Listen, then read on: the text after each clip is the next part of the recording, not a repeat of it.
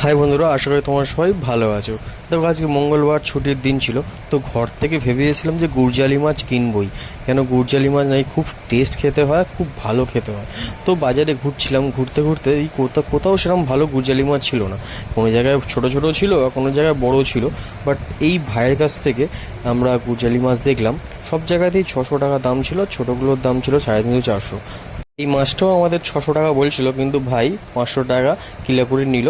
মাছটা আমি ওজন করালাম, পুরো 800 গ্রাম মতন ওজন হয়েছিল, 1 কিলোর একটু কাছাকাছি। তো মাছটা খুব ফ্রেশ ছিল। মাছটা ভাইকে অনেক করে বলছিলাম, দেখ মাছটাতে না খারাপ হয় মাছটা। ভাই বললো একদম যে মাছ যদি খারাপ হয় তো পয়সা ফেরত দেয়, কারণ খাওয়ার পর আর পয়সা ফেরত দেওয়া যায়।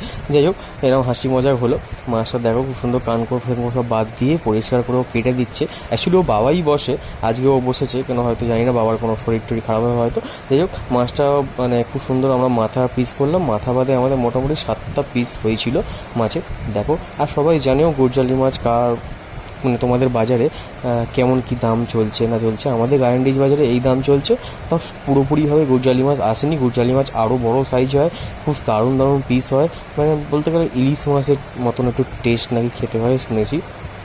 তো আমরা সুন্দর করে পিস করে নিলাম।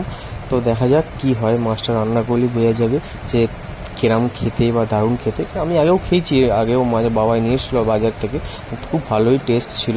তো যাই হোক, হ্যাঁ তোমরা জানিও যে তোমাদের ওখানে কেমন কি রেট চলছে। কমেন্ট করতে ভুলো না, কমেন্ট করো আর সাপোর্ট করো গাইস। ঠিক আছে, দেখা হবে পরের ভিডিও। টাটা।